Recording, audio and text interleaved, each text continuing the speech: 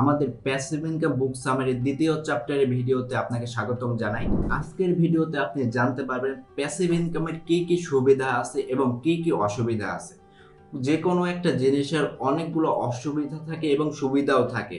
তো অসুবিধার যোগগুলো যদি আপনি আগে থেকে জেনে ফেলেন তাহলে ওইটা পরে গিয়ে আর কোনো প্রবলেম হয় না। প্যাসিভ ইনকামের সুবিধা নাম্বার 1, আর্থিক স্বাধীনতা। আপনাকে এইখানে কোনো ধরাবাঁধা কাজ করতে হবে না বা কারো কথা শুনতে হবে না, যেটা আপনি অ্যাক্টিভ ইনকাম যখন করেন তখন আপনার শুনতে হয়। আপনি নিজের মতো কাজ করবেন, নিজের মতো সেটআপ দেবেন সবকিছু, তারপর নিজের মতোই যখন ইচ্ছা কাজ করলেন। এটাকে আমরা আর্থিক স্বাধীনতা বলে থাকি। নাম্বার 2, প্যাসিভ ইনকামের সীমা নেই। সাপোজ আপনি যখন অ্যাক্টিভ ইনকাম করেন, আপনি যে কোনো একটা কোম্পানিতে চাকরি করেন, তো সেই কোম্পানি থেকেও আপনি অন্য একটা কোম্পানিতে চাইলে কিন্তু চাকরি করতে পারবেন না।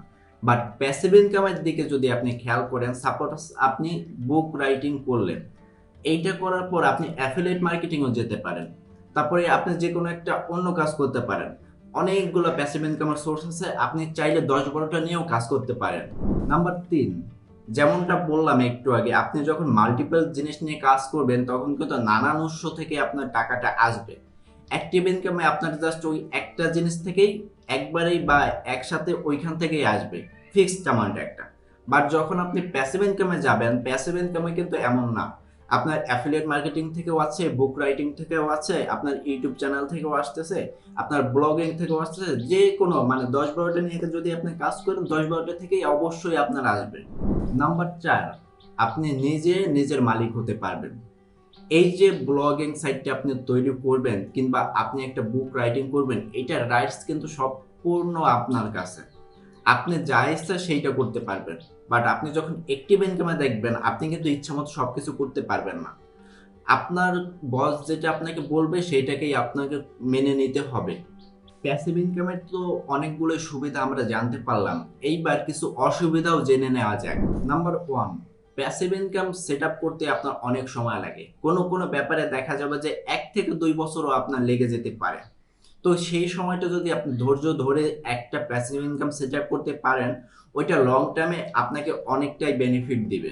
নাম্বার 2, আমি একটু আগেই বললাম যে একটা প্যাসিভ ইনকাম সেট আপ করতে আপনার অনেক সময় লেগে যেতে পারে। আমাদের সেকেন্ড পয়েন্টটাও এইটা যে আমাদের যে প্যাসিভ ইনকাম আছে এটা রাতারাতি কিন্তু আপনার বৃদ্ধি পাবে না।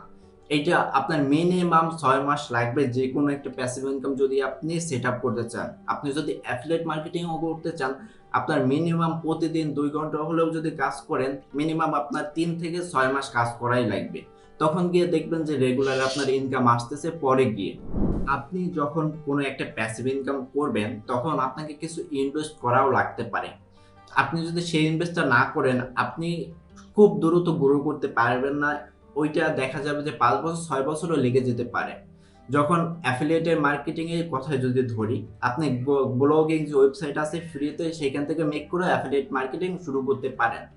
কিন্তু আপনি যদি দেখেন একটা .com ডোমেইন লেখা কোনো একটা ওয়েবসাইট, আর যদি blogging.com কোনো একটা ওয়েবসাইট, আপনি অবশ্যই .com বেছে নেবেন। কারণ ওইটা আপনি ট্রাস্টেড মনে করেন বা একজন সাধারণ মানুষ ওইটা ট্রাস্টেড মনে করে। তো সেইজন্য আপনাকে ডোমেইনে অবশ্যই ইনভেস্ট করা লাগতে পারে। এরকম যদি অন্য ব্যাপারেও আমরা দেখি, কিছু আপনাকে ইনভেস্ট করাই লাগবে যখন আপনি একটা প্যাসিভ ইনকাম সুন্দরভাবে সেট আপ করতে যাবেন। নাম্বার 4, প্যাসিভ ইনকাম সবার জন্য না। অনেক লোকের জন্য ভালো হতে পারে, অনেক লোকের জন্য খারাপ হতে পারে। যাদের ধৈর্য নেই মূলত তারা প্যাসিভ ইনকামে না আসাই বেটার। কারণ কি? কারণ এই যে দেখতে পাচ্ছেন, আমি একটু আগেই বললাম যে 1-2 বছর আপনার সেট আপ করতে লেগে যেতে পারে। এই 1 বছর কিন্তু আপনাকে কন্টিনিউয়াসলি কাজ করে যেতে হবে এবং কোনো কিছু রিটার্ন আশা করা যাবে না।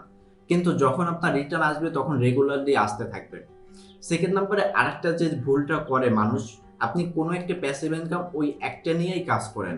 ওই একটা যদি আপনার ফেল যায় তাহলে ওইটা পুরোই ফেল যাবে।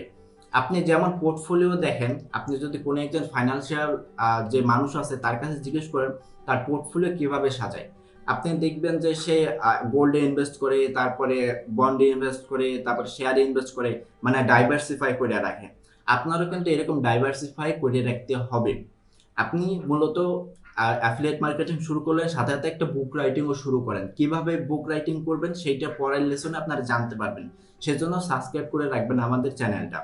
এছাড়াও আপনি একটা ইউটিউব চ্যানেল খুলতে পারেন, তারপরে আপনি একটা ওয়েবসাইট মেক করতে পারেন, আহ, আপনি অ্যাপ ডেভেলপ করে প্লে স্টোরে দিতে পারেন। বিভিন্ন ওয়ে আছে যেটা থেকে আপনি প্যাসিভ ইনকাম করতে পারেন।